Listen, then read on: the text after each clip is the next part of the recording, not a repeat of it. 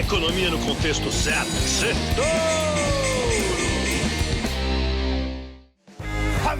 Boa noite, Brasil e ouvintes da Jovem Pan, bem-vindos a mais um Sextouro, o resumo da semana econômica no contexto certo. E depois da tempestade sempre vem a calmaria, depois do mergulho que as bolsas deram semana passada, essa foi uma semana de alívio, os mercados respiraram um pouco, várias notícias boas trouxeram alento aos investidores nessa última semana de março, que era fechamento de trimestre. Só de não ter nenhuma notícia ruim na crise bancária por si só já foi uma notícia boa. A semana começou bem com o banco americano comprando o falido Silicon Valley, a Alemanha garantindo que o Deutsche Bank não estava quebrado, não era o Credit Suisse, e o anúncio da volta de Sérgio Ermotti à presidência do UBS para liderar a complicada integração entre o UBS e o ex-rival suíço Credit Suisse. Ele é da velha guarda, um CEO de cabelo branco muito respeitado no mundo inteiro. Finalmente o arcabouço fiscal foi apresentado, o mercado deu um voto de confiança ao novo plano do ministro da Fazenda, Fernando Haddad.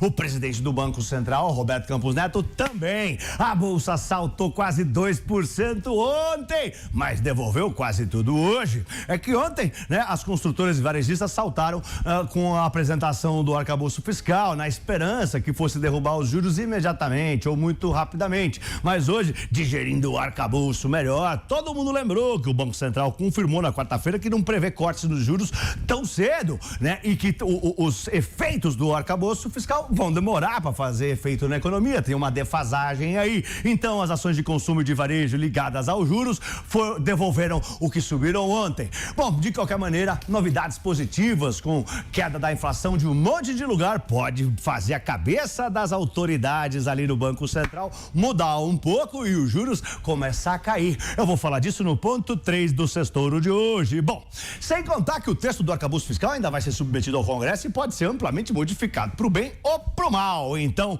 mais solavanco nas bolsas são esperados. Nos Estados Unidos, o índice da tecnologia Nasdaq 100 foi na esteira da disparada do Alibaba, que impulsionou o setor de tecnologia como no mundo inteiro. E entrou no mercado de touro. Bom, quando sobe 20% da última queda, nós vamos ter um ponto para falar disso também. Bom, e outras notícias positivas também animaram essa semana e estiveram em destaque. O Brasil se uniu à China para evitar usar o dólar. E mais duas empresas apresentaram recuperação judicial, medida para evitar a falência, que parece estar virando moda aqui no Brasil. E no fim, nessa semana, o Ibovespa, Beatriz, o assalto aqui na quinta-feira e o mergulho hoje. Bom, tá terminando com 3% de alta, recuperou 100 mil pontos e fechou na casa dos 102 mil pontos, enquanto o dólar caiu todo dia e tá terminando abaixo dos R$5,10, 5,07 para ser exato. Vamos para os pontos que eu separei para o Sextouro de hoje. Primeiro ponto, saiu o arcabouço fiscal. Muito bem, depois de muito suspense, o novo arcabouço fiscal, que vai substituir o teto dos gastos e ajudar no controle das contas públicas e na disparada da inflação, foi apresentado pelo ministro Fernando Haddad. Entre vários pontos, a nova âncora fiscal prevê zerar o déficit das contas públicas já no ano que vem, em 2025. O governo já espera arrecadar mais do que gasta e assim vai ter o tal do superávit primário, que o governo espera que em 2025 seja 0,5% do PIB. Para 2026, o último ano dessa gestão, espera-se um superávit de 1% do PIB. Vamos ver, muito bem. Um novo plano para reduzir os benefícios fiscais de vários setores, né? Cortes esses que ainda não foram anunciados nos detalhes, devem render entre 100 e 150 bilhões de reais aos cofres públicos e ajudar na meta do superávit, né? Ajudar para sobrar dinheiro aí pro governo. Bom, e para o controle das despesas foi criada uma nova regra. O crescimento dos gastos fica limitado a 70% da variação da receita dos últimos 12 meses, né? Vai ser de julho a julho. Ou seja, se a arrecadação subir 2%, a despesa pode aumentar 1,40% no ano que vem, né? 70% de 2%. A proposta prevê ainda um piso e um teto para o crescimento real das despesas, que não podem crescer menos do que 0,6%, nem mais do que 2,5%. 2,5%. Por exemplo, se a receita crescer 6%, a regra diz que 70%, né, dos gastos pode crescer. Então, se crescer 6% a receita, os gastos podem aumentar 4,20% no outro ano. Mas como o limite é 2,5%, se for mantido esse ritmo, os gastos não podem ser maiores do que não podem crescer mais do que 2,5% no ano que vem. O novo pacote também prevê um mecanismo de trava de despesas no caso de descumprimento. Assim, quando o superávit for maior que o limite, o excedente vai ter que ser usado para investimentos no ano seguinte. Bom, quando ficar abaixo do piso, a despesa vai crescer menos do que no ano seguinte.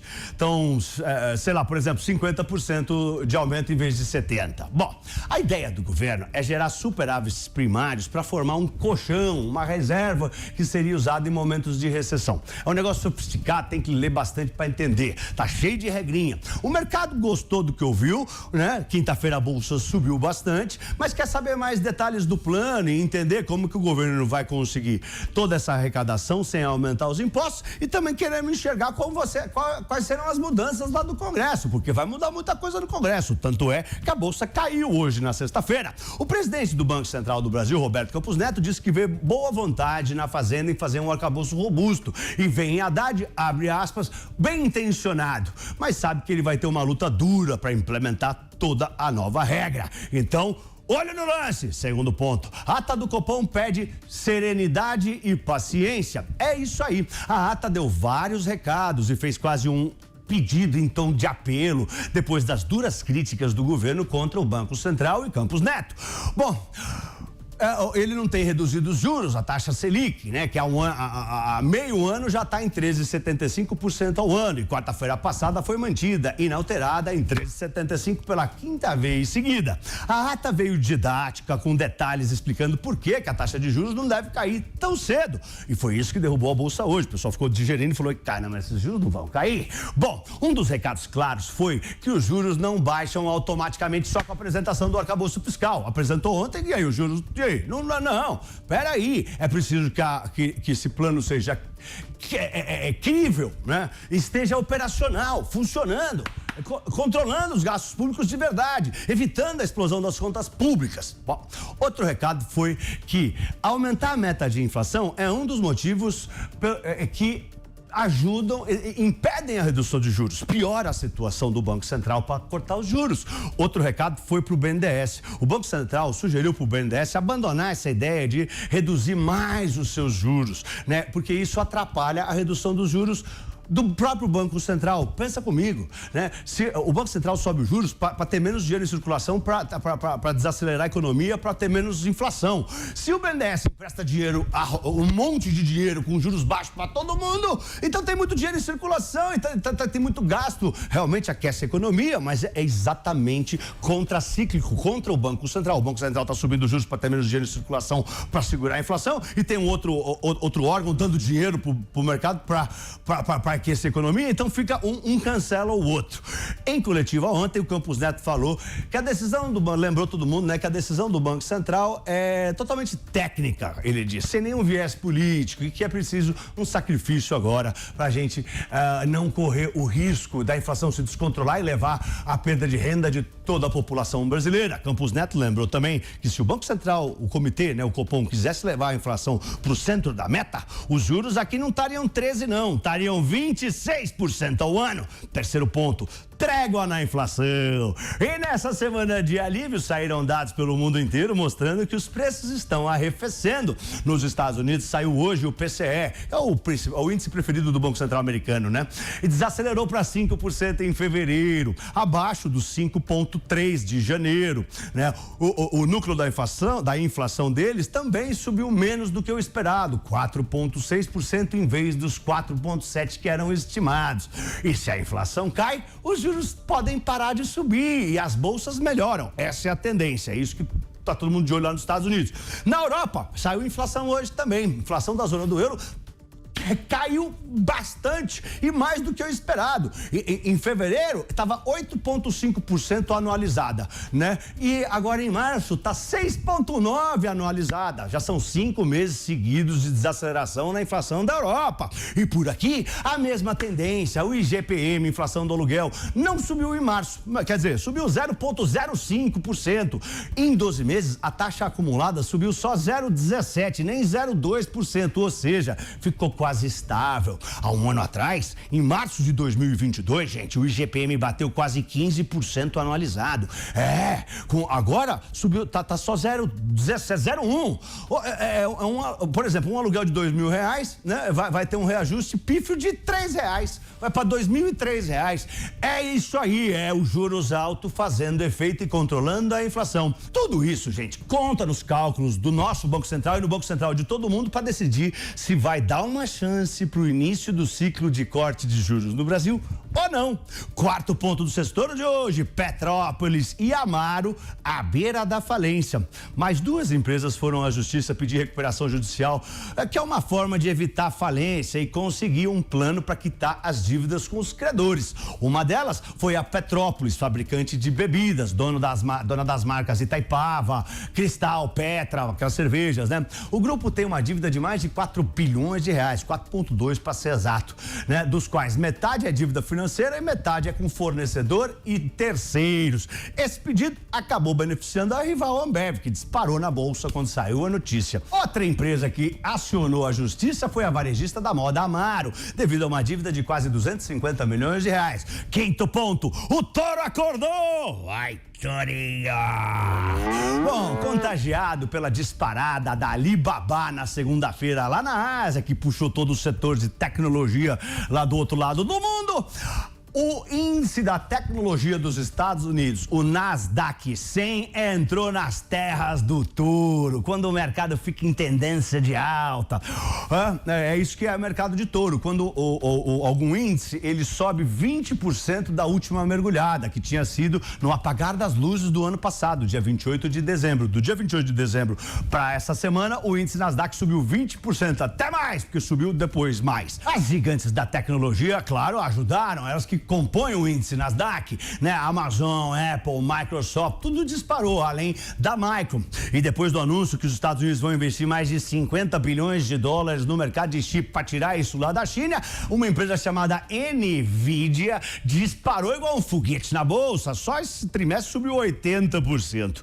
Os investidores voltaram a apostar nas ações de tecnologia que foram evitadas, né, durante boa parte do ano passado, depois que a pandemia acabou. Lembra? Todo mundo ficava em casa vendo Zoom, assistindo Netflix, tudo isso tinha disparado, depois as ações caíram, mas agora o pessoal está voltando e é uma virada interessante para o mercado, com vários investidores prevendo que o ciclo de alta de juros do mundo esteja perto do fim. Também as inflações estão arrefecendo. Sexto ponto do sextor de hoje: fora dólar. E o Brasil vai pra lá, sai pra lá, dólar. O Brasil fechou um acordo inusitado com o nosso principal cliente, a China, que é a segunda maior economia do mundo, para colocar para escanteio a moeda mais forte do mundo, o dólar. Os dois países, Brasil e China, anunciaram a criação de uma câmara de compensação, uma instituição bancária que vai permitir liquidar o financeiro das nossas negociações, das negociações entre os países, além de permitir a concessão de empréstimos entre si, sem que o dólar americano tenha que ser usado no meio do caminho para viabilizar a transação internacional. Hoje em dia, a China é a maior parceira comercial do Brasil. Já faz alguns anos que não é mais os Estados Unidos. Em 2022, o volume de transações entre o Brasil e a China bateu touro de ouro, deu recorde, foi a máxima histórica, $150 bilhões. Na balança comercial, o Brasil tem um superávit de quase $30 bilhões com eles, 29, embora as vendas para a China sejam esmagadoramente commodities, tá? Bom, a China, né, por outro lado, exporta para o Brasil produtos acabados, né, de maior valor agregado, como, sei lá, celular, essas coisas, televisão, tá? Os chineses querem diminuir essa distância de $30 bilhões que a gente tá na frente. Vai, Torinho! E esse foi um dos motivos para eles apresentarem a demanda ao Brasil, ou pelo menos eles disseram isso, eles não disseram que querem derrubar o dólar, não. Bom, essa negociação foi feita em etapas nos últimos meses. Eu tô achando que os chineses querem machucar o dólar. Ah, esses chineses! E pra semana que vem a agenda econômica tá meio vazia. Tem feriado na sexta-feira santa em quase todos os países do mundo.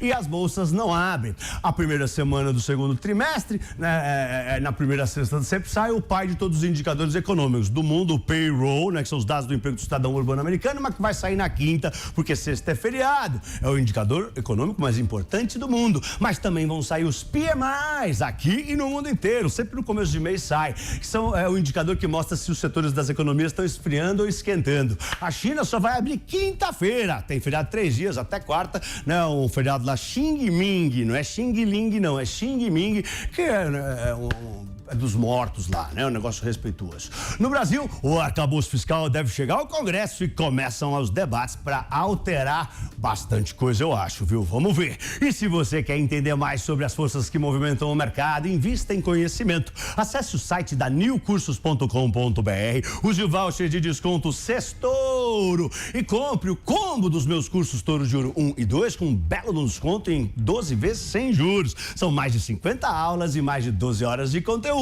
NIUcursos.com.br. Eu sou Pablo. Tenha um lindo fim de semana em família. Oi, Torinho! Oi, Torinho!